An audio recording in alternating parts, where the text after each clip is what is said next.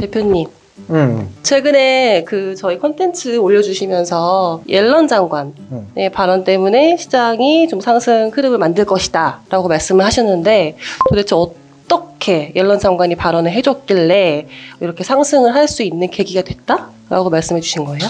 최근에 이제 옐런 재무부 장관이 그 이야기를 했거든. 그러니까 지금 미국 국채 시장의 유동성이 좀 부족해서 미국 국채 시장이 조금 흔들릴 수도 있을 것 같다. 그러면서 이제 미국의 시중 은행들은 스탠딩 레포를 활용해서 이 유동성 리스크를 좀 이렇게 피해봐라. 라는 이야기를 했단 말이야. 근데 이 부분이 사실 옐런 재무장관이 이 정도 이야기를 꺼냈다라는 것 자체는 실제로 미국 국채 시장의 유동성에 리스크가 있다라는 거거든.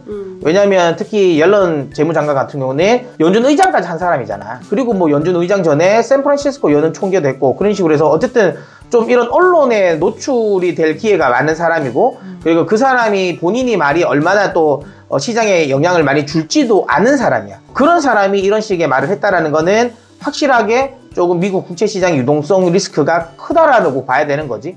그런 상황에서 결국에는 그런 사람이 이제 그런 말을 했다라는 거. 그러면 뭔가가 좀 액션이 취해지지 않을까라고 나는 예상을 한 거고.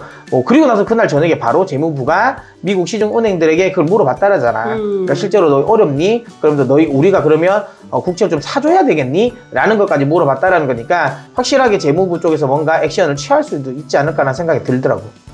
그러면 미국 재무부가 진짜로 미국채를 사줄까요?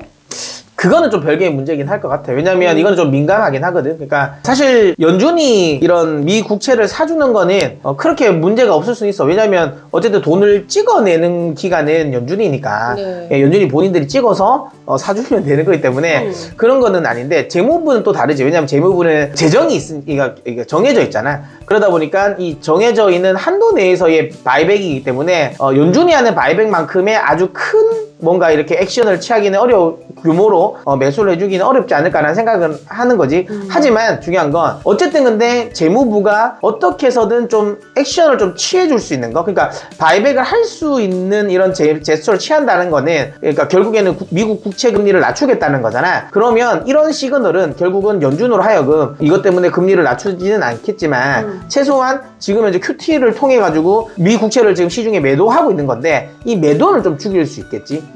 그렇다면 재무부 입장에서도 사실 실질적인 바이백을 하지 않더라도 어쨌든 매도 물량은 좀 커버가 될 거고. 그리고 나는 개인적으로 연준이 지금 시장에서 이야기 나오고 있는 그 재무부가 미국채에 대한 바이백은 아까도 얘기했지만 좀 어려울 것 같은데 대신 SLR을 활용할 가능성은 높을 것 같아. SLR이 뭐냐면 미국의 이제 금융사들의 은행주들에게 좀 이게 규제를 한 건데 왜냐하면 이제 채권 국채 같은 경우는 우리가 생각하기에는 안전자산이잖아. 하지만 이제 이런 그 규제 당국에서 볼 때는 어쨌든 국채도 가격이 오르락 내리락 하고 금리의 변화가 있잖아. 그러다 보니까 이게 위험자산으로 포함되는 거야. 그래서 만약에 국채를 내가 사고 싶어도 그거를 사면 어쨌든 너는 위험자산에 투자했으니까 그 산 만큼 자기 자본을 확충을 해라는 거야. 그러면 지금 이제 미국의 시중은행들 입장에서는 미 국채를 사면 그만큼 미 국채의 추가적인 가격 하락도 있는데 그걸 삼으로써 또 자기 자본을 확충도 해야 된단 말이야. 그러면 사실 매력도가 떨어지지. 그러다 보니까 미 국채에 대한 매수세가 지금 줄어들 수 있다라는 거니까 만약에 이거라도 좀 풀어준다면 그러니까 결국에는 재무부 쪽에서 SLR에 대한 이건 규제거든. 그럼 규제는 사실 미국 재무부가 풀 수 있어. 그렇기 때문에 SLR에 대한 규제를 완화해준다. 당분간 아니면 영구적으로 그렇게 이야기가 나온다면 또 이건 역시도 시장의 국채금리 상승을 좀 제한할 수 있는 요인은 되겠지.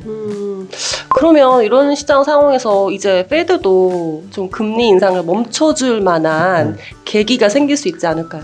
또 그것도 또 다른 문제야. 왜냐하면 어쨌든 재무부가 이렇게 이야기를 했고 그 다음에 이제 국제시장의 어려움이 이만큼 심각하다라는 거를 인지는 하겠지만 그렇다고 해서 지금 당장 뭔가 금리 인상 그러면 이제 금리를 이제 인하를 해야 된다. 인하는 아니더라도 금리를 인상을 멈춰야 되겠다는 시그널을 주지는 않을 것 같아요. 왜냐하면 여전히 인플레이션은 워낙 높은 상황이니까 이 인플레이션도 사실 페드 입장에서는 신경을 안 쓸 수는 없거든. 그러면 결국에는 인플레이션을 잡아야 되는 상황. 근데 국제시장을 또 부러뜨리면 안 돼. 연준의 어쨌든 주 목적은 두 가지거든. 물가의 안정과 이제 고용의 안정이야. 근데 이것도 있지만 그것보다도 어찌 보면 더 중요한 게 뭐냐면 금융 시스템의 안정화란 말이야.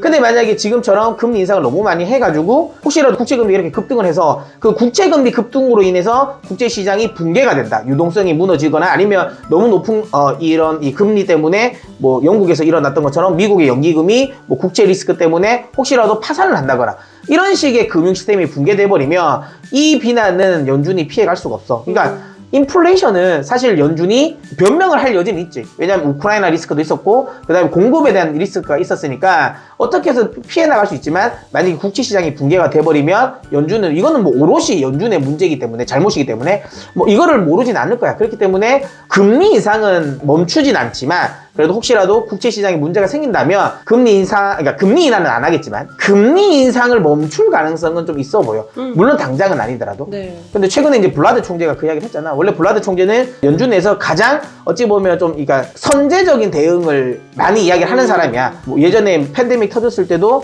좀 빨리 금리 인하를 해야 된다라고 가장 먼저 말했던 사람이고 최근에 이제 작년 같은 경우도 연준이 금리를 빨리 올려야 된다고 먼저 말했던 사람. 굉장히 좀 그러니까 선제적으로 이렇게 정책 대응을 많이 잘 하는 사람인데 이 사람이 이번에 블라드 총재가 어제 같은 경우 그 이야기를 했지. 금리 5%까지 필요 없다. 기준금리 5%까지 안 올라가고 원래 75, 75까지 하면 충분하다라고 한 거니까 이건 역시도 연준이 이제 더 이상 금리 인상 그러니까 5% 이상 추가적으로 더 강하게 올라가지는 않지 않을까라는 생각을 하는 거지. 그래서 어쨌든 국제시장의 이런 흔들림은 어찌 보면 시장에 나쁜 시그널이긴 한데 이게 주식시장에만 또 놓고 보면 그렇게 나쁜 악재는 아니라는 거죠. 호재일 수도 있다. 이렇게 나는 생각해. 네, 개운하네요. 오늘도 감사합니다. 궁금한 게 있으면 많이 물어보라고.